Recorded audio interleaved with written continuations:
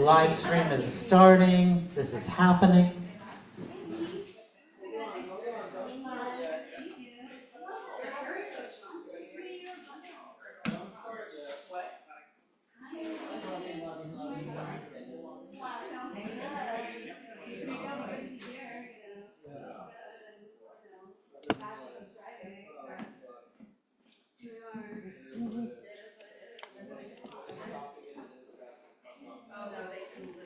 Okay.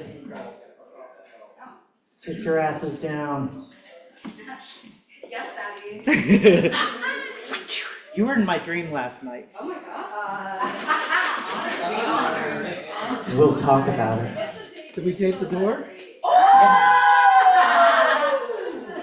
So welcome everyone to Tell Misunderstood. Misunderstood. Here, I'll come sit with you. Um, I don't need to be all like. Such a noisy bunch.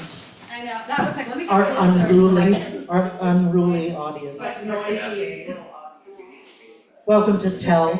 My name is Greg Newton. I am the co-founder, along with my beloved partner Donnie Jokum, of the Bureau of General Services Queer Division. The Bureau, for anyone who might be new here, I don't think anyone is, maybe? Anyone never been here before? Okay, for you, this is for you. We are an independent, all-volunteer queer bookstore that Donnie and I founded in 2012. Long ago. It was a different time. And that's all I'm going to say. And we've been here at the center since 2014. We are all volunteer, which means we depend on donations as well as sales. And for Tell, we ask for donations both for us and for the storytellers. So we'll pass this donation bag around a few times, even though there are, 15 of us here? It's just gonna go around and around. Each person's gonna give $200. Yes. And if you're online, you can donate via Venmo at BGSQD. So I'll pass this around. And Tell has been with us also since 2014, before we even moved here. So we're talking 11 years, over a decade. She's moving with the store. Moving. Yeah. Speaking of moving. No, we're not moving, but the center is charging us rent as of July. We're not happy about that. As of this past July? As of this past July. So you'll also notice a QR code on the back of that bag where you can scan it and become a monthly donor, which we are asking folks to do. So are you trying to move? No, we don't know what's gonna happen. Got it. We will continue the conversation. It's a conversation in motion. It's a conversation we keep having, as we're held hostage. So more on that, but yes, please become a monthly donor if you're able to. $10, 15, 20, 25, 50, can I hear 100? Whatever you can do, it helps. Our regular store hours are Wednesdays through Sundays from 1 to 7 p.m. And then we often stay open later when we have events such as this. If you're not already on our email list, you should sign up for that at the back of the room or on our website, which is bgsqd.com. And you'll get an email every other Monday about our many upcoming events. Before I turn it over to Dre, I wanted to give a land acknowledgement. So the Bureau acknowledges that our organization operates on the unceded land of the Munsee Lenape. We encourage you to join the Bureau in signing up to make a monthly donation. That's right, we make monthly donations to the American Indian Community Houses Mannahatta Fund. The Mannahatta Fund, according to its website, is an invitation to all settlers and non-native people who wish to acknowledge the legacy of theft and genocide that comprise the history of New York City and the United States. and you can find out more at mannahattafund.org. The Bureau also recognizes Palestinian liberation as a fundamental part of our collective queer liberation, and we encourage you to take one of our free zines on why we feel it is important, especially important for queer people to speak out in solidarity with Palestinians at this moment. I got a little feedback the other night. I've gotten a lot of feedback over the years. That this statement makes some people uncomfortable, and if this does make you uncomfortable, I ask you to sit with that discomfort for a moment and take one of the zines and read it, and then I would be happy to talk with you further. That's my response. Yes, thank you, thank you. And on that note, I turn it over to Dre Campbell, the host of Tell since 2014. Dre Campbell.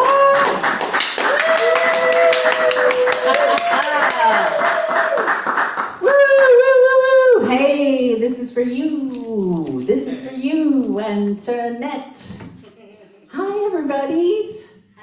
Hi, all the bodies. How's everybody doing? I've decided as queer people, we're never not cruising, never not cruising, never not cruising. Always be cruising. ABC. Always be cruising. Always be cruising. Never not cruising. Oh, we're cruising, right? We're never not. We're never not. Let's all, can we just tell the right wing that we're never not cruising? Like they can have that. You can have that one. We're never not cruising. Always be cruising. Oh. As my favorite drag queen, Auntie Fa, always says. Is there an Auntie Fa? Let's book her. Auntie Fa, other drag queen names I was considering for your consideration. I want you to raise your hand if this drag queen exists, because I actually don't know. Welcome. Hi, thank you. Okay. If you've heard of this drag queen, if you think this drag queen exists, please tell me. Silly Nelson? No? Silly Nelson. Wouldn't you love to see her? She's the red-headed stranger. She's cruising you? No? Paul Newman. Paul Newman. Hey, welcome. We welcome the stranger and the familiar. Hello. Paul Newman. No? Nobody's heard? I know. Elaine Stretch. She just gets on stage and stretches it all out for you. Elaine is stretching. Eva Marie's Taint. No? No one's... Wait, somebody's like, wait a minute. Now, have you heard of that drag queen, Eva Marie's Taint? No? I'm batting 1,000. Okay. Two Paul? No? It's like a twin act. Two Paul's Drag Race, and it's two Pauls come out. Hey! They're really cute, trans masks. Two Pauls. Neil Gaiman. No? Or Neil Gaiman. No? Yes? Neil Gaiman. You guys are like, that's all right. That's the response I feel. I want, screaming, throwing bricks. Erica Dams. Erica Dams. There better be a drag queen in this city working the rooms named Erica Dams. Erica Dams, where are you? Honestly. And then there's Auntie Fa, we've talked about her. Broccoli Rob. That's my personal one. I'm Broccoli Rob, and I'm robbing you. Oh God, yeah, just a little, it's a drag sometimes, so you gotta, how's everyone doing? Okay, let's all take a breath. You take a breath out there. We need those breaths. Woo! We gotta get through this life together. Okay, what else? So this, I do the show every month, except we skip a few in the summer. And every month there's a theme. This is in case you've never been here. We have a different group of people, queer people telling queer stories on a theme. The theme this month is misunderstood, which is, you know, general yet specific. Has anyone felt had any specific misunderstandings this week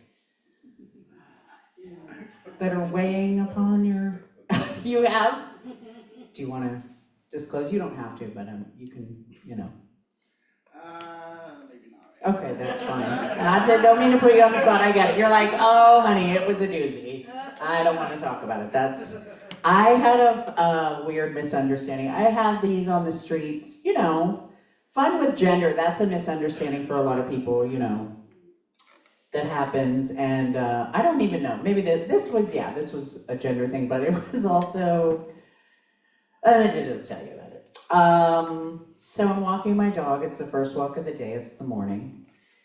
And, you know, I'm looking at my phone, sending some text messages, and my dog, we're at a tree pit, you know, where the dirt and the tree is. My dog takes a pee-pee. She takes a pee-pee. Normal stuff. Takes a little pee-pee. Way across the street, I want to say like 650 feet away at a bus stop. So like not just even directly across the street, like up and over, way over there.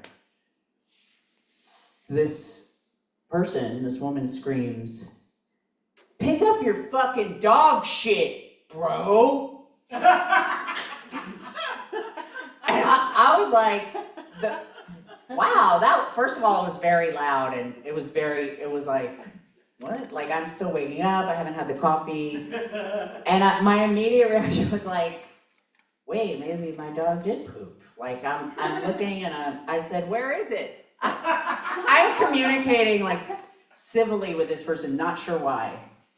Where, I don't, because I'm looking and looking and looking, I'm like, maybe I missed something, it didn't seem like she pooped. I look, I see where she was, just a little fresh wetness, just a pee-pee,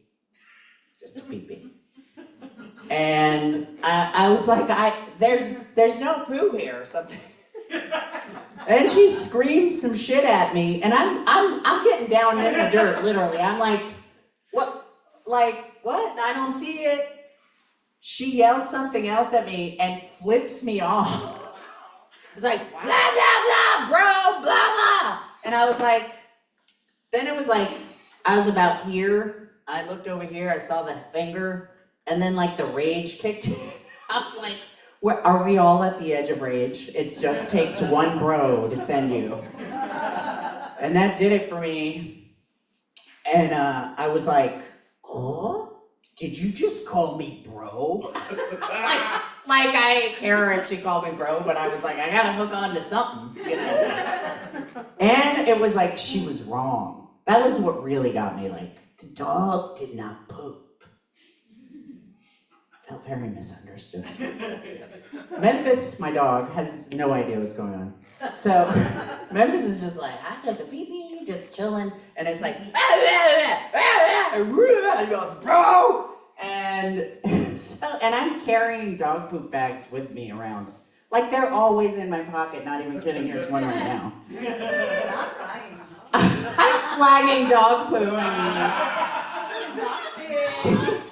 she's flagging right pocket dog picker upper poops.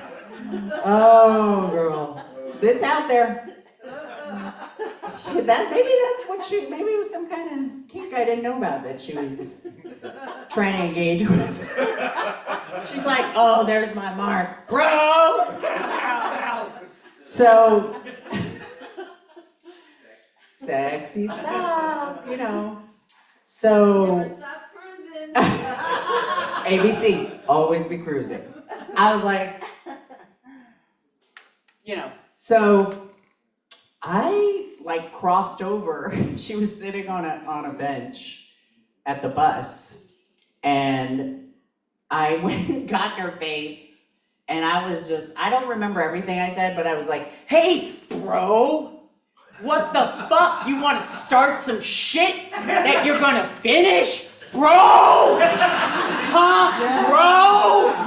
Bro! And I just broed out on her. I was like, we're gonna bro out. We're bros. Let's be bros. Bro! And then I was like, why do you think I'm carrying these around? This is some unhinged dyke shit. Unhinged. I went full unhinged dykey doodle on her. It was dykey doodle dandy. And I was like, why the fuck do you think? Like, she's like, and I was like, show me where it is and I'll pick it up. Show me where it is and I will pick it up. Like, really just not well. I was not well. And she's doing this while I'm screaming at her. And then I started saying things that maybe didn't make sense, you know, like, now I know who you are, bitch! And she's literally like, no you don't. And I was like, yeah I do, bitch! I live in this neighborhood! Like, it just got, it really, and the other cute kicker of it was there was this like older black woman 1 seat away from her, like watching us like on the edge of laughter, like these white ladies are gonna kill each other because dog poop maybe happened or didn't. Anyway, it was an intense misunderstanding, and I guess it's been like I'm like, I've been counting the days, dearest diary. It has been 6 days since the lady misunderstood that my dog did not poop. No, I'm like walking down the street, like still reimagining what happened and like recounting it in my mind and being like, what else could I have said and blah, blah, blah. But she got on the bus. And as she was getting on the bus, I think she was a little shaken up. And I'm like, yes, got her. She, got you, bitch. Don't you misunderstand me! She was getting on the bus and she like was in a rush to get on the bus and she stepped on like the lady in front of her. And I was like, why are you hitting people, bro? Bro, why are you hitting people? Like I went cuckoo. So that was my misunderstanding of the week. I'm a little scared. That's okay. That one? Yeah, that was it. Then I was like, Lottie, back to love. How's everybody doing? And a good day to you. I went from 0 to I don't know what. I don't even know what that's called. But I'm here to admit that to you. I went crazy out on the street. But you know what? She started it. She's flipping me off. She's flipping me off. She literally started some shit. You don't know who you're messing with out on the street. You really don't. You could be messing with me. You don't know what you're gonna get when you do. Oh, goodness gracious. Is our first storyteller ready? Yay! Yay! This is your third time here? Second storytelling, third time performing something. Something ever? Oh, like, no, never. Oh, I was like, I know, I was in Heather's reading. oh, you mean here at BGSQ? That's right. Oh my gosh, Heather Maria is here. She had a reading once. It's very fun. I'm going to read speaking of reading, I'm going to read a little bit about you. Rudy Ramirez is a director, writer, and teaching artist, specializing in the development of new work and new artists. They have directed and developed work for a number of organizations around the country, including the Contemporary American Theater Festival, the LARC, Latino Theater Company, National Queer Theater, New York Theater Workshop, New York University, Octopus Theatricals, the Playwright Center, Signature Theater, and the University of Texas at Austin. They are the Associate Artistic Director of The Vortex, yay, in Austin, Texas, where they were named Best Director of 2017 in the Austin Chronicle Readers Poll, yay! Let me go back to where, they have written and performed 2 autobiographical shows, Promised Land, a radical queer revival, and Footnotes for People Who Don't Speak Spanish. They have an MA in Performance Studies from the University of Texas at Austin and an MFA in Directing from the U of Massachusetts Amherst. They're currently the Benedetti Resident Artist at the Massachusetts College of Liberal Arts, where they will be working on their musical about the life of Emma Goldman. Wow! Emma when you need her. Everybody please give it up for Rudy Ramirez. Thank you.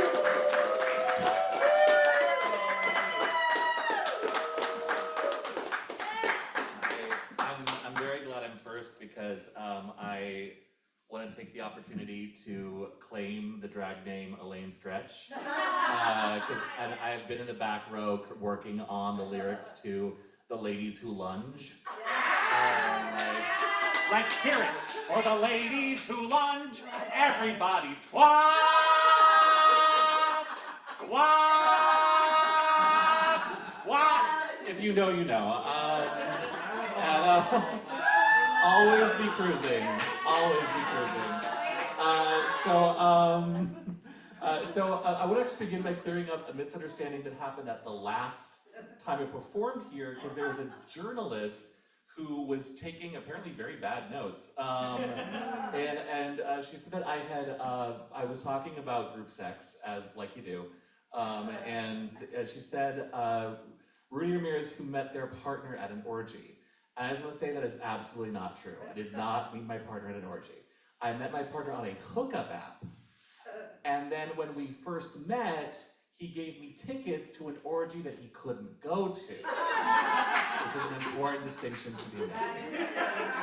And it's kind of a rare thing for me to be misunderstood because I have gay voice, which means that I articulate things very clearly and I can project from my chest. And I was thinking about this a lot because I recently saw a clip of Cola Scola talking about this.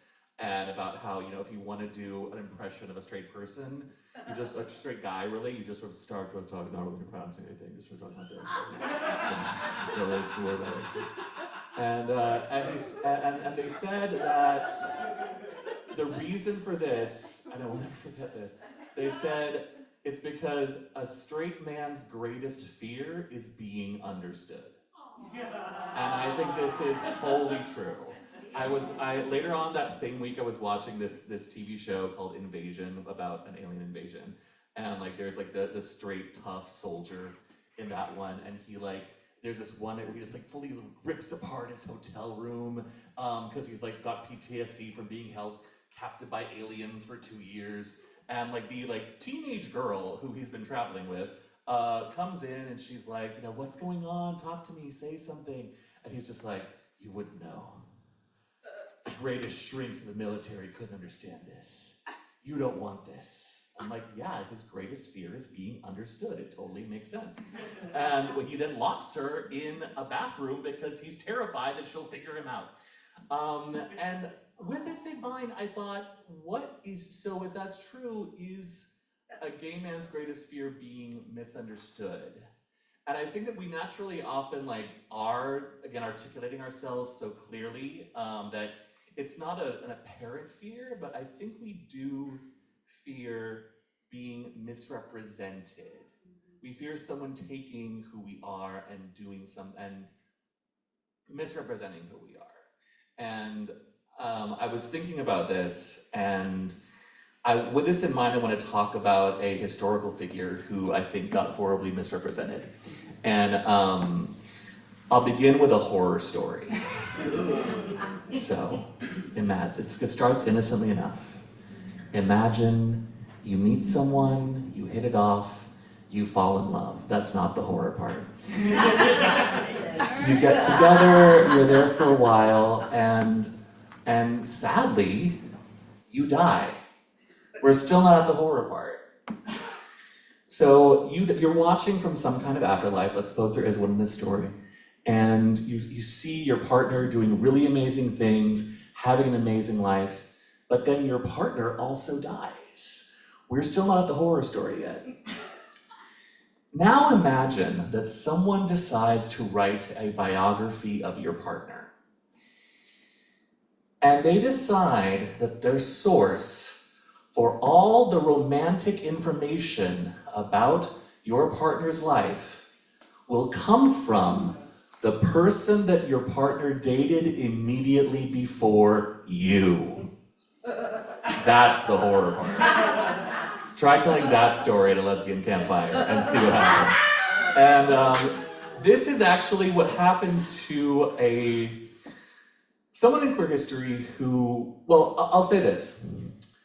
So this is back when I was 28 years old, the year was 2008, and I was just coming back to Austin, Texas from my first time at a place in Tennessee called Ida, which a lot of people know in this room. It is this amazing radical queer camp, and it was truly the most life-changing weekend of my life. It was where there's a performer who goes there a lot, said you go to Ida and your first thought is, oh my God, you do exist. And then your second thought is, oh my God, I do exist. And I just felt seen and recognized in a way I never had before. I hooked up with this extremely gorgeous person and felt like sexier than I'd ever felt in my entire life. And I felt empowered, and I felt like deeply queer in a way that I say that like I was always queer in my head, but for the first time I was truly queer in my heart. And I come back and I decide to go to the movies. Now, one of the reasons why I felt a certain sense of alienation as a gay teen and a gay 20-something for a long time is because I am a gay Latina person, and of the way that we were represented in movies throughout the 90s and 2000s. Which is that basically, if you had a white gay man and like telling a story, whether on stage or on film, chances are we were either going to be the evil slut or the stupid slut. It was so often that like over and over again with like things like Billy's Hollywood Screen Kiss or Love Without Compassion or things like that, the story was always like, here is our white protagonist. He is looking for love. He is looking for something real.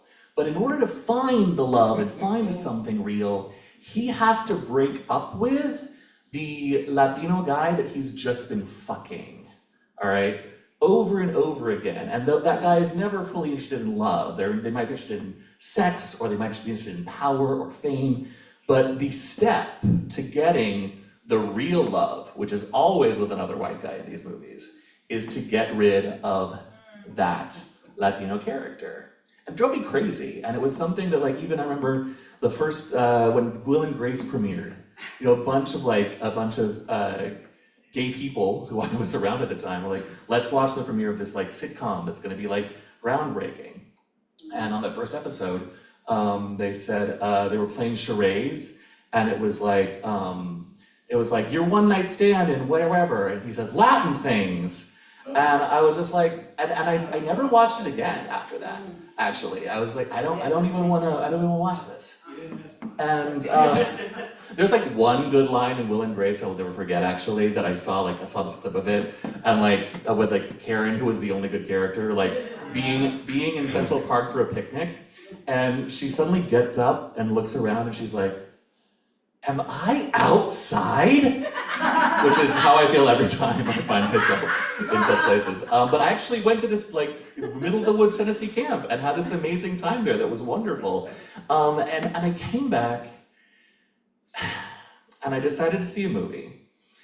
And I really should have known what was coming, because it is a white gay director, Gus Van Sant, and a white gay screenwriter, Dustin Lance Black.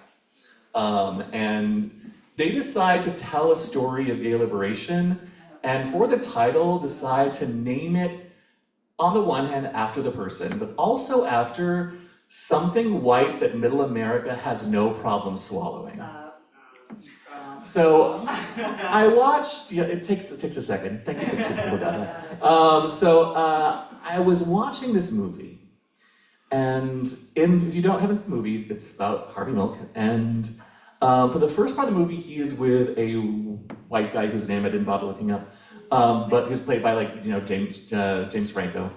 And like when they have their like love scene, it's like really like artfully shot, and like you don't see too much of things. But eventually they break up and he starts dating a person named Jack Lira. And Jack Lira is played by Diego Luna in the film, and like their sexuality is played much more like hardcore. It's much more like obvious. And Jack is very much portrayed in this movie as being having a lot of mental health struggles, a lot of drug problems as well, and maybe I'm sure a lot of those things were true. Like you know, if you're trying to survive being a queer person in that time period, you probably have a lot of mental health struggles, and you might also have substance problems. And so there came this point in the movie where Sean Penn and James Franco as Harvey and his ex are talking, and James Franco's like, well, what's it like being with Jack? And Harvey Milk says in this movie, I don't have to talk politics with him. I don't have to talk intelligently to him. And moments later, Diego Luna comes in and he's in silhouette against the doorway, and like he's just so tired of like her waiting to just Harvey, yeah. And in this moment, I was really thinking about like, this is every one of those rom-coms that I've seen before, any one of these movies repeating these tropes. And I was thinking about, you know, this movie has at no point in its entire like runtime said the word Stonewall. All right, this movie has like I was watching. I was like, I went back later on and checked, and there's like one black character who gets one line, and he's just walking by on the street. And then there's, although you do have, I believe it's supposed to be Sylvester at Harvey's party, so like there's a sung line as well. But it's very much portraying this very like whitewashed version of gay history. And if you're asking, are you saying that Gus Van Sant and Dustin Lance-Bank are racist? Yes, I am. There are other Gus Van Sant movies, trust me. And I had just been to this amazing place that had really changed me. And my hands are getting cold right now because I'm back in that feeling of like, truly like gripping the sides of my chair. I was just so upset about what I was seeing. And I was like, I've got to do something. And so then the movie ends. And I stand up in the middle of this theater. My voice is shaking like it is now. And I was just like, 'cause I mean, I have no problem public speaking in the proper forum, but this was something very different.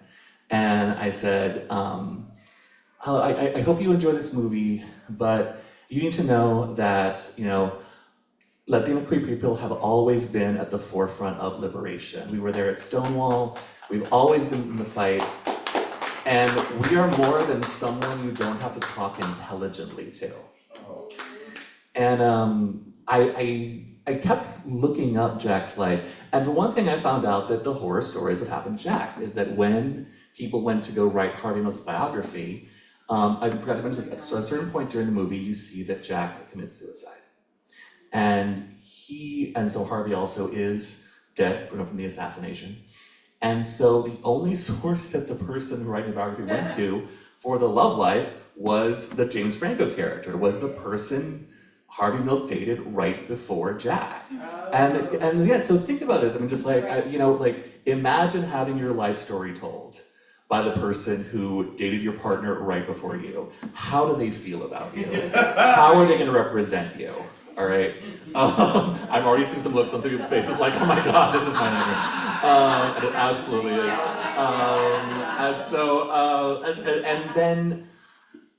And I found a clip online that they actually recreated for the movie, and it was striking to me how in the movie, Diego Luna is like this. You know, whereas Jack Lira in the actual shot in this newsreel, he's standing very calmly. He's very engaged in what the news reporter is saying. He even does a little eye roll when the news reporter says something homophobic. So he's clearly in this. And then I found out that when Jack Lira died, Harvey Milk got letters from people all over the country. He got letters from people saying, the same thing happened with my partner, the same thing happened with my brother, it happened with my son, with my father. all these people writing in to express sympathy to Harvey for having lost someone. And that to me was like such I got even angrier that that had been left out. That this moment of like communal mourning for like queer people all around the country was centered on this Latina figure. So I say all this because so that way the next time that any of you, if you ever hear anybody talking about Milk, you can actually say, you know, that movie really did Jack Lyra dirty, all right? And the last thing I'll leave you with is this, is that I was just deciding whether or not to include this, but I recently become obsessed with a podcast about like evil gays in history called Bad Gays. Yes. And so basically like, the last one I listened to today was about a Nazi who was killed in France by a young Jewish man. The Nazi was Ernst von Rath, and the Jewish man was Herschel Greenspan. And Herschel did it because he was like, I'm doing this to avenge, what's already being done to the Jewish people. But then the Nazi party used that political killing to then basically kickstart their massacre into high gear. All right. So, and yet the lawyer for this young man said, here's what my strategy is he basically said, I've heard that Ernst von Rath has been frequenting the gay bars of Paris. So what if we say this was a lover's quarrel? You would get a lower sentence. And using that argument, they were able to delay the trial so many times and save this young man's life over and over again. All right? So sometimes a little misunderstanding can go a long way, which we might choose to remember in times such as these. Thank you all very much.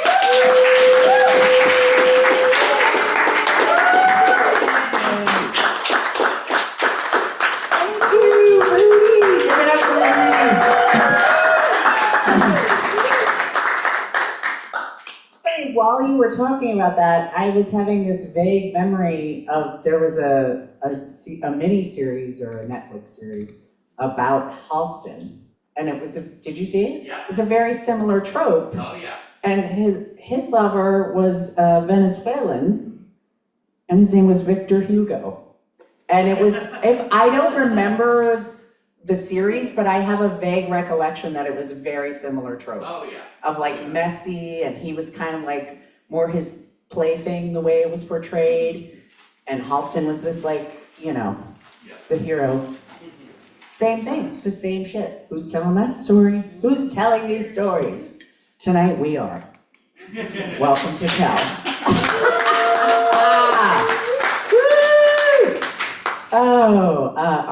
Is our next storyteller ready? Are you ready? Yes, this is, we have a visitor from out of town. I'm very excited. He's also, I'm gonna read a little bit about you, if that's okay. Hold on.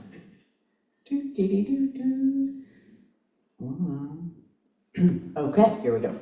Everett Bragg is an Austin, Texas native. Austin is really representing tonight. Oh, yeah. He is a transmasked comedian, videographer, and host of DEI Comedy in Austin. That's right. They're doing it in Texas, folks.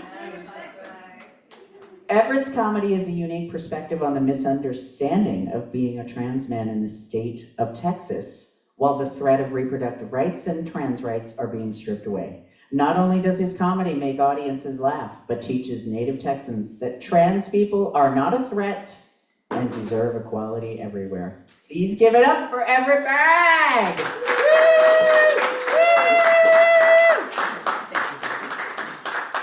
Hello, everyone. Well, first off, thanks for having me. I love being able to come to different spaces, obviously where queer people are telling their voices and kind of speaking up for themselves. So this is my very first time in New York. Thank you. I am so excited to be here. I naturally am from Alaska. So even further than Texas goes, I am from somewhere so much different and somewhere that, has a very different city environment. And now I'm living in Austin, right? And that's pretty cool, but also I have continued to get asked questions about how different, but also how similar Alaska and Texas are. And I don't know if you guys have ever thought of that as like, Alaska and Texas are maybe as far away as humanly possible, but now as someone that's like lived in both, I can tell you that they love the military, right? And then on top of that, they have oil, of course. And then I don't know if you've ever heard another state talk about size complexes as much as Texas and Alaska do, because they're trying to always tell you how many other states fit inside of them, and like, that's just weird. So those are like my two home states, right? And so this started me on this like weird journey where like conservative women are obsessed with me, and I don't know if it's because they want me in their bathroom, but if you guys haven't heard, like in the news, right, like SB 8, the Texas Women's Privacy Act just got passed through the House, went through Abbott, and I don't know about you guys, but I would not name a bill the Texas Privacy Act if it included me hanging out in the restrooms with y'all. I don't want to be in there. I actually don't want to be in either restroom at this point. I've been transitioning for a little over 10 years, and so that means I've had my fair of experiences in both Alaska and Texas. And I have found that men's restrooms are a lawless and scary place. I thought there were rules, right? Like I thought that when I went into the restroom I could expect certain things, and men's restrooms never have soap. They never have trash cans, and they don't have locks on the door. I'm telling y'all, I walk into the men's restroom, and if there is a stall door, there is 15 locks broken off on its hinges. I went to a Texas restroom the other day that had the stall door on the floor, on the inside of the stall, and I'm not even kidding you, every single person that went into that stall picked up the door and put it in front of the door and like leaned it, and that was the door. I don't know why dudes are trying to get out of the restroom so urgently, but there are so many different combo locks, y'all. So like, not only does that make the whole experience like concerning, but when I walk into the restroom, you have to like beeline it. I don't want to watch anyone do anything. They start talking to you. It's real weird. You gotta make a beeline to the stall. And again, if there's a restroom door, you'll see the piss-covered toilet ajar, hanging on by one bolt. Before you're like, oh my God, there's no soap, like I can't touch anything. And like, I really hope like when I'm making it into the restroom, that like dudes just think I'm hard. Because I walk in and it's hard to be a dude in the restroom, and you think people are looking at you, and I'm like, God, like I'm so nervous, and I just hope that they don't think I brought the one thing into a men's restroom that should never be in a men's restroom. I don't know if you guys remember, but men's restrooms have nothing you need. Not only nothing you need, but definitely nothing that's gonna benefit a tampon. Because I'm in the stall, not touching anything, right? There are so many layers to tampons, y'all. I don't know if you guys have ever thought about this. There's no trash cans. What am I supposed to do with the trash? And, ladies, if period receiving individuals, if you guys have ever had a tampon, you know the worst thing you can do with the old one is flush it. I really think that if Texas were to put on their bill that they wanted trans men out of the men's restrooms to save their plumbing, that'd be a whole different story. Because the amount of tampons that are in the men's plumbing system, purely because, again, there's no trash cans. There's not next to the door. There's not one in the stall. You're leaving me no choice. But I'm in there, right? And you have all this trash, you're not touching anything. You're trying to mind your own business. And dudes are like real friendly in the restrooms. I I'm not even kidding y'all. Hand under the stall door. What? Fingers touch my leg hair. Like, I'm like getting chills down my body. I'm panicked, right? I'm like, you wouldn't kill a man with a tampon now, would you? I'm shaking. And they asked me, can you share? Huh? Yeah. They're hungry. They're hungry in those restrooms. And tampons sound like chip wrappers. So now, I'm in the men's restroom with hungry men. Under the stall door, y'all. I'm trying to mind my own business, right? Like, I'm like, please, no, don't kill me. There's not a lock on this door. I'm trying to mind my own business. And he pulls his hand back, right? And I tell him, like, out of panic, like, what do I have on me? I'm like, dude, it's Cheetos.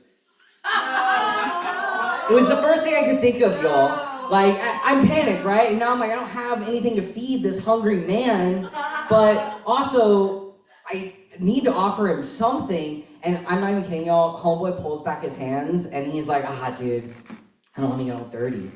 Because, again, there's no soap. I'm thankful. I'm thankful this man didn't want to eat Cheeto dust in that bathroom.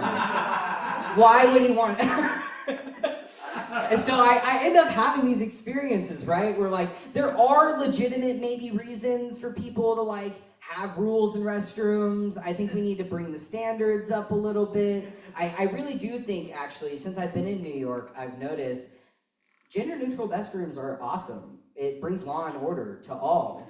There are soap, there are trash cans, no issues. Everyone's using the restroom in their house is just fine. You don't need anything specific, right? Like everyone's houses, your restroom is a gender neutral restroom, right? So, I end up having all these misunderstandings, right? And I don't know if you guys have, obviously, there's certain things about being trans that you would just never expect, living your life, going through, and you're like, no one could have prepared me for that, right? And actually, not only could no one have prepared me, no one would have even thought to tell me that that would happen. And I'll check in the audience, but do you guys have hot moms here? Is anybody a hot mom? Okay, yes, woo! And let me tell y'all, I grew up with a hot mom. And everybody's always talking about Stacy's mom. She got it going on. I was Stacy, y'all. I was Stacy. And my mom had it going on. I would go places with my mom, and this weird thing happens when you hit puberty and you have a hot mom. Everyone has always wanted to fuck your mom, but now that you've gone through puberty, they want to fuck you and your mom. Right. And you go places, and moms are cool with it though, because you're sisters. You're not mother and daughter when you go places and you start looking cute together. Anybody's trying to sell your mom anything, y'all, they will tell you you look like sisters. And your mom's gonna like eat it up, right? She's like, keep me looking young. And so that was my life, right? Like I had a hot mom, everyone always commented on it, everyone always come through. And there was one day, post-transition, that I was hanging out with my mom. Having a little girls' day, you know, we were pulling up to Ulta. It happened to be that my little sister was with us. And we were in this Ulta minding our own business, you know, as the family does. My mom's looking at like eyeshadow or something. And, you know, I'm trying not to make eye contact with anyone, hanging out. This sales lady walks up to me and she goes, oh my gosh, I just have to tell you, you have the most beautiful eyes and you have such a gorgeous family. I see where they get it from. Yeah, you guys heard that. My family that I had with my mom and my younger sister. And my mom, still to this day, but obviously the rest of that day, laughed and laughed and laughed and laughed. And she told me that if I'm 50 and you're 26, then they think we're 35. And that's perfect. And like, I don't love it. I'm really happy with like where I've ended up in my transition. Like I said, I've been trans for 10 years. A lot has changed. And I would not change a thing.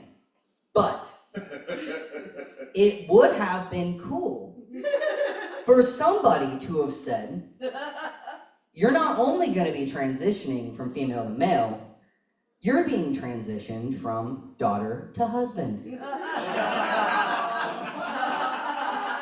I would have liked to know. And I say that, again, because I actually think everyone would have liked to know. Because the person who this hurts the most is not me.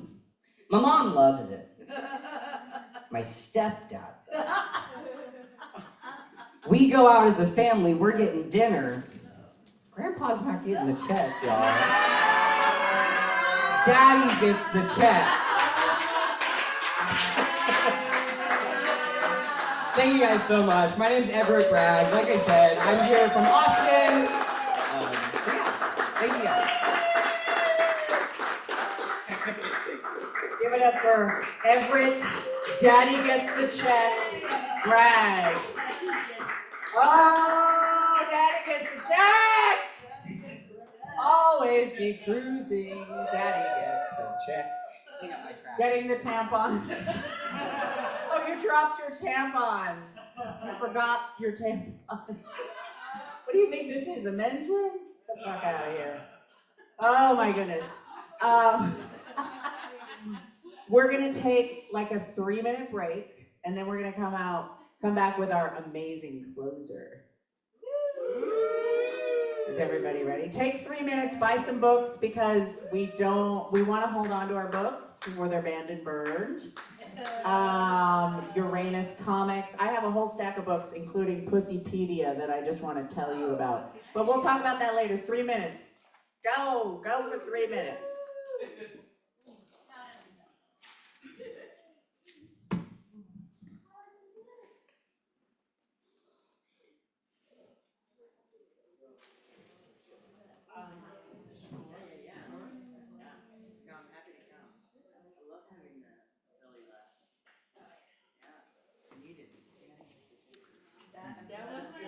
Turn the audio off for a moment before we come.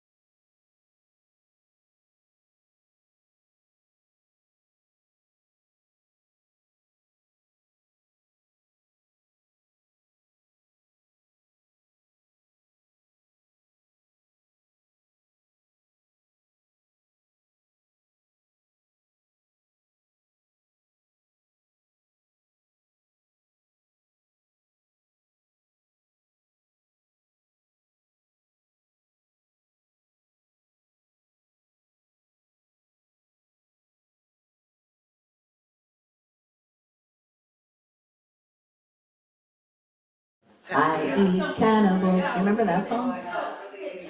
Bow Wow Wow? Is it Bow Wow Wow? That sang, I eat cannibals. Hi. Oh, look at you. Give me the guy.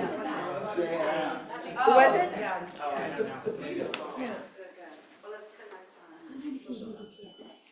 Yes, give me one moment. I'm gonna get something.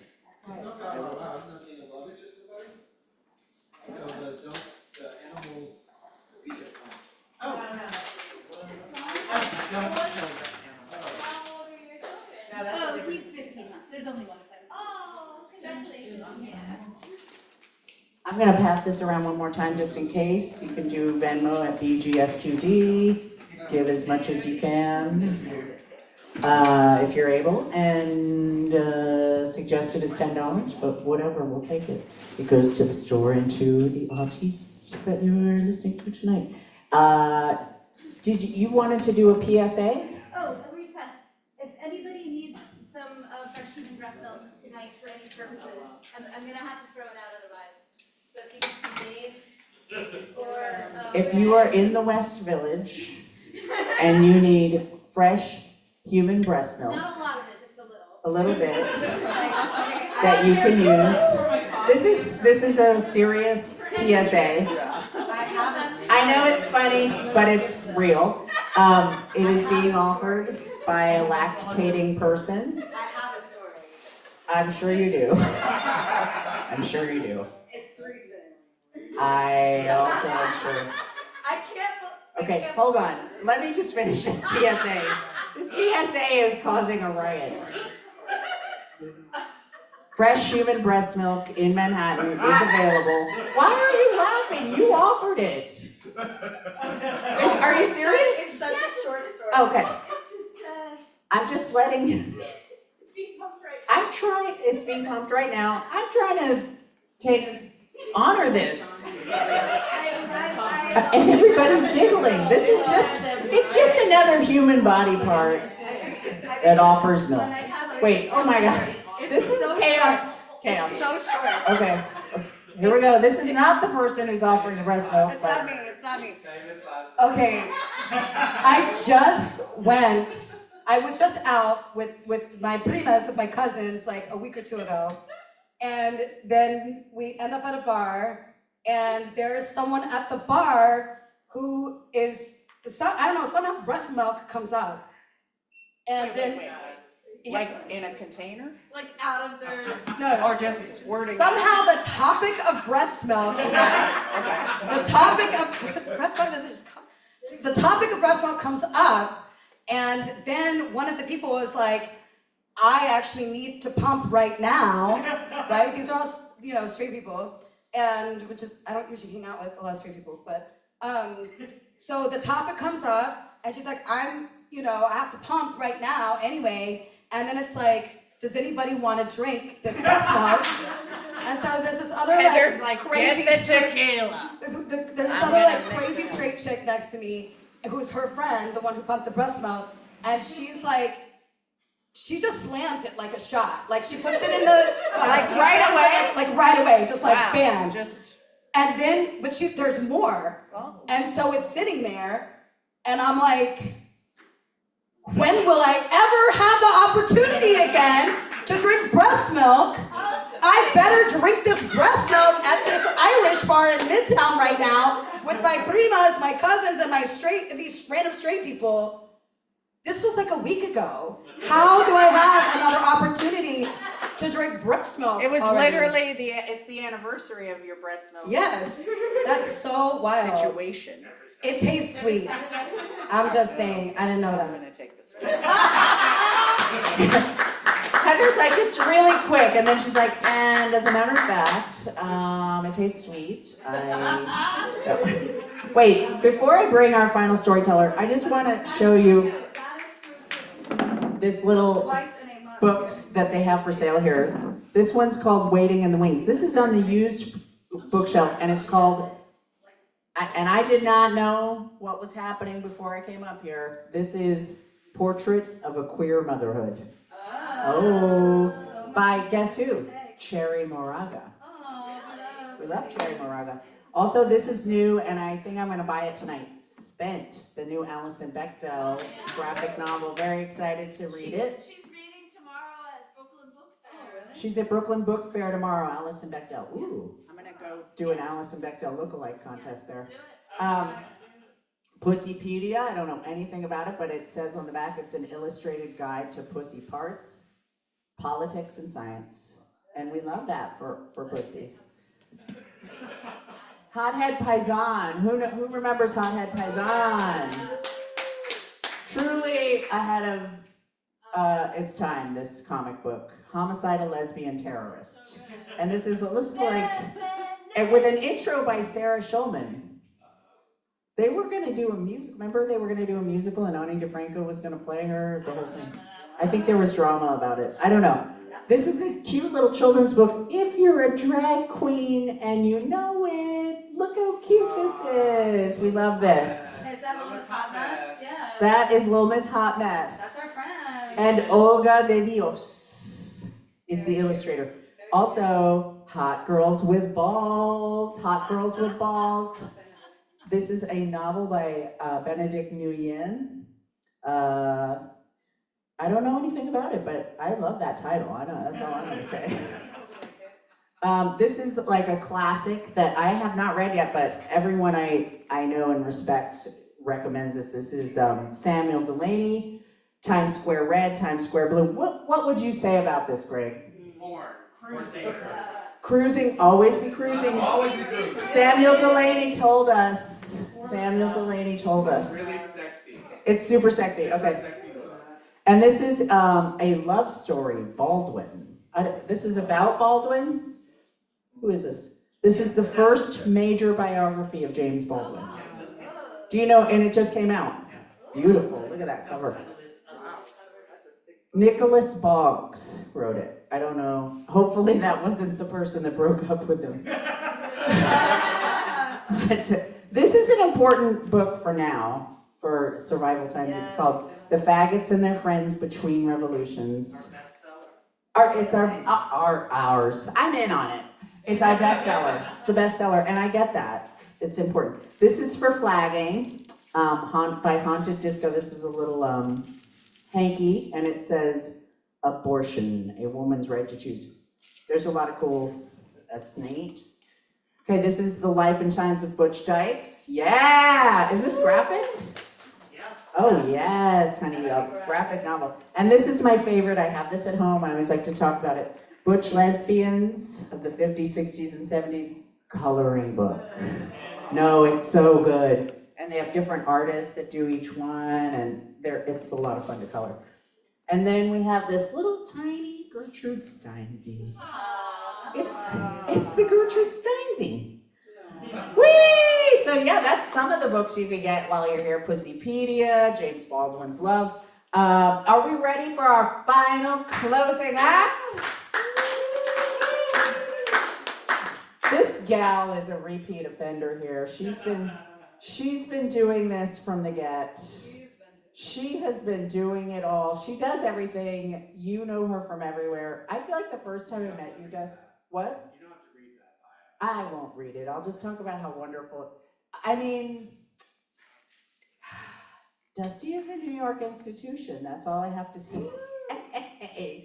And I think you're in for a treat. Dusty also you also have your own storytelling show called Campfire, which is it still at Dixon Place, or are you doing it all over? Okay, so Dusty does a storytelling night periodically, quarterly? Whenever, and that's what we love about Dusty. It's called Campfire. It's at, what did you just say? Brandon Saloon. This is me 11 years into the show. Okay, please give it up for one of my favorite loves, storytellers, amazing New Yorker about town, Dusty Linchella.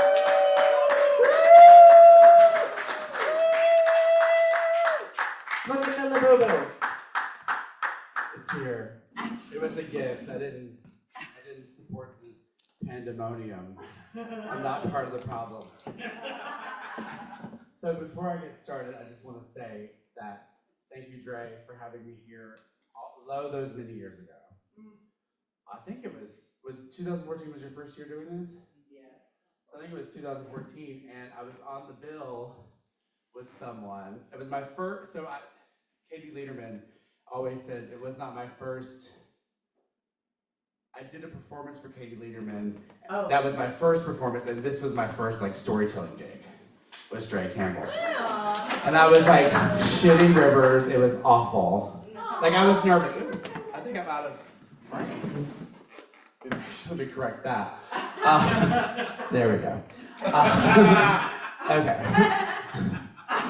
All right. Priorities. But on that bill, as I did my story, I used to read from paper. And then a friend of mine was like, stop doing that because you're more compelling in the moment. So we'll see if that person was right. Because I workshopped this story on my drive here from Fire Island. As it were. But I was on a bill with someone that I did not know at the time. And I became obsessed with instantly. Cecilia! And it changed my life. It really changed my life in many, many, many, many ways. Cecilia. And so, yeah, Cecilia was on the bill. It was the closer. And so it was just like, I couldn't handle it. It was so fucking good. Was that here or was that one? It's here. Okay. Yeah. And she told the story about the vase with the piss, which is one of my favorites. Back in Argentina, the mean style vase that the girls would piss in. I tell it wrong, but she was always like, it doesn't matter. Tell it however you want. Yes, there was only one bathroom and they peed in the vase. Some John brought it as like a gift and they're like, what are we gonna do with this vase? Anyway, pee in it. I always like to do a little callback. I have a sordid history with men's bathrooms, which I will not go into so much, but I will give a PSA to everyone watching that the sting is back, honey. Be careful. The bathrooms, honey, the Amtrak bathrooms. 10 years ago, there was litigation about what the NYPD called, this is not my story, so my time hasn't started. The gay whisperer would somehow the NYPD was like, who's on our force who will go undercover? And then they Venn diagrammed who would be the person right in the middle. This type of gay, this type of gay, this type of gay. Yeah. The hottest one who was like probably very into it. And he would go into the bathroom and start to unzip. And then bam, bam, bam. And Carlo Uranus Comics was making Carlo Quispe was, I think made a comic about, this person Carlo knows a lot about, he was telling me about it, but now they're back doing it at Amtrak. No. So keep an eye out, honey. Entrapment. And the charge is lewdness. So not to be lewd, try not to be lewd, honey. So it scares the shit out of me. Because I'm that bathroom girl. I'm the person asking for Cheetos. I'm trying to be understood, not misunderstood. I am a bathroom girl. So I'm just gonna say that. I'm not gonna say where. I'm no longer saying where. But I used to talk about it on the mic all the time, but I'm not right now. Because we're being live streamed. But so this story is about being misunderstood. So when I was in high school, there was a coach. So I was just talking to someone today from Pickens, South Carolina. I'm from Gaffney, South Carolina. There was a coach and we were a 4A school. And if you're from places that are, size queenie, 4A means like you have like a lot of kids and you have a big football team. And so every single PE teacher was a coach. Also, like all the history teachers were also football. It was just like this racket. But one man named Mike Biddix, who everybody in the school referred to as Big Dick Biddix, because at 5'5", his very visible dick was making up a large part of his body mass. You could tell because in his athletic shorts, it just sort of swung from side to side. And I thought about it today as I was talking about it with my German lover on the phone, as I was interfacing with my German lover. I was like, I feel like if you put it in a brief, it would be even more obvious. I was just trying to do the logistics here. What is he supposed to do with that dick? Strap it down to his leg? I don't know. But I was in need of that really, really nefarious PE credit. In South Carolina, we're slow moving a little bit, because we're driving around in our cars, we're eating a lot of grits. They're like, just one PE, please. And so I took team sports, which was for pregnant girls who were recently pregnant. And this girl, Haley, whose last name I won't say, I usually say persons, I love a last name, but Haley, who would come in each day and tell me how many bars of Xanax she was on. And the highest number I ever heard her say, which is, I don't know how she lived, I don't know how she got herself to school, she was on 9. No! So that's the Z-A-N-A-X, and then you go Z-A-N-A. So she was almost Xanax. Because the bars are the little D-D-D-D-D, you know what I'm talking about? Right. So Haley was, and I ran into her pretty recently at a Marshall's in South Carolina. She's a preschool teacher. Daggy, yeah. She's, bright-eyed, bushy-tailed. She was on it. I was like, I never saw your eyes, Haley. Like, you were Zan, babe. So it was me, the pregnant girls, and Haley. And a boy that my mother had at her daycare. At the daycare, I will say the last name because it's really cool. She had me, she had Colt Broom, and Houston Wyatt. And we were all pre-toddlers. We were like bebés. The moms worked at the factories, and my mother ran an illegal daycare. What do you think Colt Broom is up to? Sucking dick. What do you think Houston Wyatt is up to? Sucking dick. No. What are those names? Dusty Lynn Childers, Colt Broom, and Houston Wyatt? That's fact names. What were these moms thinking? And we were all kiki. My mother was like, you never really hung out with any of the other kids. It was always the 3 of you. Maybe at 2. Just fags in a little circle. Anyways, that's a digression. But I'm pretty sure Colt was in the team sports class. Anyways, we were scheduled with Big Dick Biddix's weight training midday class that was only football players. You're talking about like boys who literally went on to be in the NFL. Brolic fucking gorgeous men and Mike Biddix, okay? And so it was back in the days when you hand wrote your little grade book. And I was the first, because I'm a C, so I was the first person in the grade book. And he would call our names. He never learned our names because he was too busy, helping the boys pump the iron. And the urban legend is that one time he was showing them like a move, and like his dick, like, I've heard this from several people, and his dick fell out of his shorts. And the boys were like, Coach Mike. And then he was like, oh, sorry guys.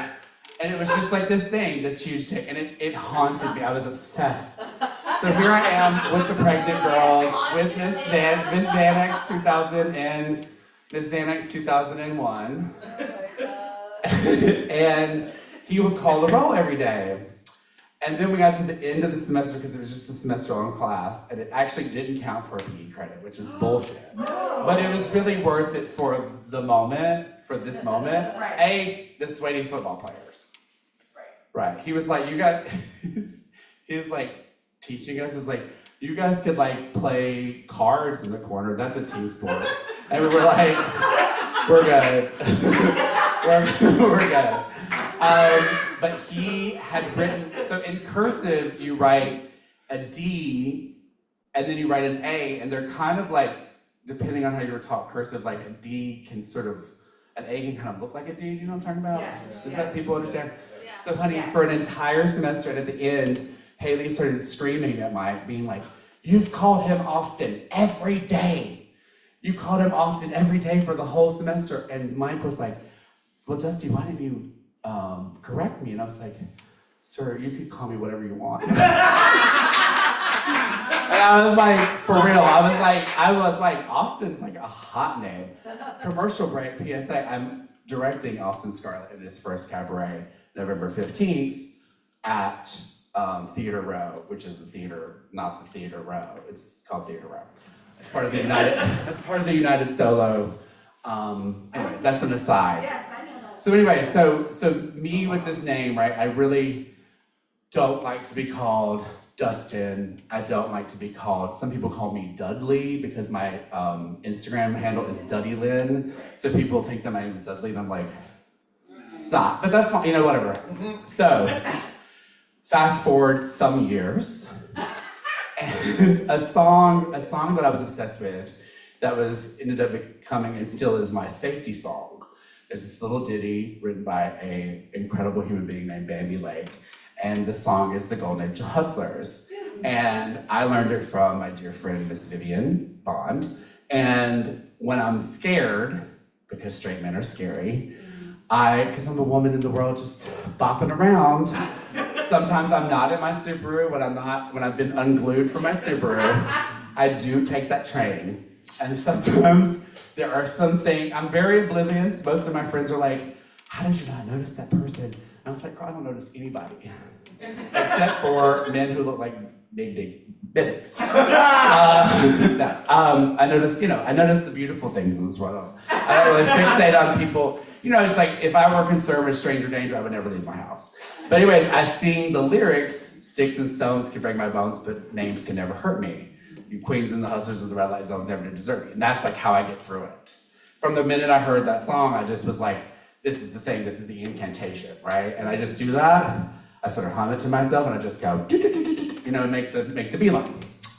So, luck have it, they're making a music video for the Golden Age of Hustlers on the hottest day of the summer. And this fucking, like, I don't even know where the fuck in town that was. It was like in the Heather was there. The middle of fucking nowhere. And I walk in and I'm like, oh my God, there's no air. But I'll do anything to be in this video. And we're gonna link this in the comments. It's a fucking good buzz. It needs more likes, it needs more views. So I'm there at the fucking video shoot. And I always say, you know, people were like, oh, like, you know, what is your performer name? What is your drag name? And I was like, honey, my mother named me Dusty Lynn Childers. I mean, that's Dusty. right. So I've been walking around with that last name Childers, which people pronounce Childers. And I'm like, well, you can say it that way, but like, that's not the country way. Childers, right? Childers, like you're chilling, right? I'm obsessed with Barbara Streisand's memoirs, so she talks a lot about the soft sand, you know, Barbara Streisand, you soft, not sand, you know, it's not, you know, there's a much ado about the pronunciation. Anyways, read it. So fucking good, it changed my life. But anyway, so I'm there, and I said, when people ask me about drag names, I'm like, I will never take one unless someone who is absolutely out of bounds, beyond a shadow of doubt, a legend, gives it to me. Okay, period. So I'm sitting there and it's hot, and there's this powder puff, reapplying, patting down, getting the sweat off, reapplying. It's Flotilla. If you don't know Flotilla DeBarge, get into it, honey. One of the greatest loves of my life. She's been the sweetest person, and she's so sweet to me forever. But this was, of course, years ago, and so she did the thing that I try to do now. I say, honey, remind me of your first and last name. It's cute. It's very librarian, you know, like, how am I gonna check this book out for you? First and last name, please. I'm like, you know, some people are like, you work for the IRS, like, some people get a little strange about asking that much information. But anyways, she asked me my first and last name. And I said, Dusty Childers. And I am not a gay who pronunciates all the time, you know. Because sometimes I got like, you know, bathroom residue in my mouth. And sometimes I got You know, sometimes Cheeto. I got a little Cheeto dust. You know, I've not been awarded for my elocution sometimes. You know, I got that cheap Southern tongue. And so I said Dusty Childers, and she says, Dusty Shoulders? And I said, no ma'am, Dusty Childers. She goes, Dusty Shoulders. And she takes her little powder puff. And I'm just looking here, hold on, let me see if I can get this up. Well, you get the idea. She took the powder, I was gonna do the prop. She took her powder puff and did the 3 Dusty Shoulders, Dusty Shoulders, Dusty Shoulders. And I was like, all right, that'll do it. I was like, honey, flotilla de barge, honey. Watch Tu Wong Fu, see that bitch looking gorgeous with Joey Arias, honey. Gaggy. Flotilla. Yeah, that's real. Honey, say her name, Flotilla de barge, honey. Anyway, so, and I'll tell you one thing. She was at Pangea, and she's the quickest. I can't even believe it. She's talking about, like, she's like, oh, something, I don't even know what she was saying prior to this, but she was talking about an animal. She's like, what's the name of that animal? And someone said, I don't know what was preceding it, doesn't matter. She goes, the person in the audience says, water buffalo? No. And she goes, literally without even thinking, I don't know how it came to her, she goes, bitch, who do you think I am? Cicely Bison? I said, I've never heard a better joke. I have first of all, it was like not even like, I don't even know how like the synapses got there. Like he said water buffalo, boom, and she hit it, and I was like, it was a plant. I was like, was it a plant? Can you imagine a better joke? Cicely Bison? Bitch, I can't. I was like, girl. So anyways, much love to Flotilla. That's my story. Call me Dusty. Call me Duddy. Call me, hey, you wanna suck my dick? But don't call me late for dinner. Get it? No? Bye.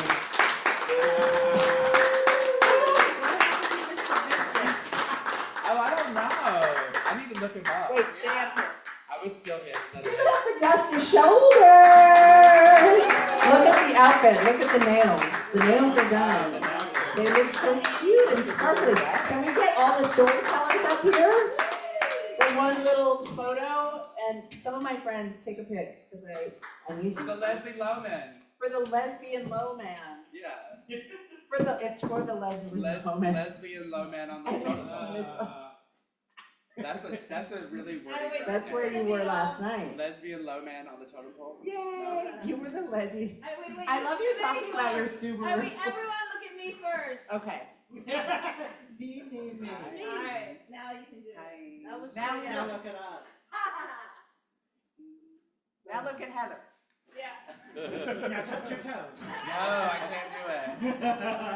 Now look at Stephanie. There you go. That's Stephanie's a Pulitzer Prize nominated photographer. Hot. Yes, she's amazing. And give it up for Frank and Donnie. We love you. And follow us on Instagram, Tell Queers with a Z on the end. And I hope you all had fun out there. How many people are online? Do we know? I don't. It's like 2. Thousands. Oh, there's thousands of people. If there's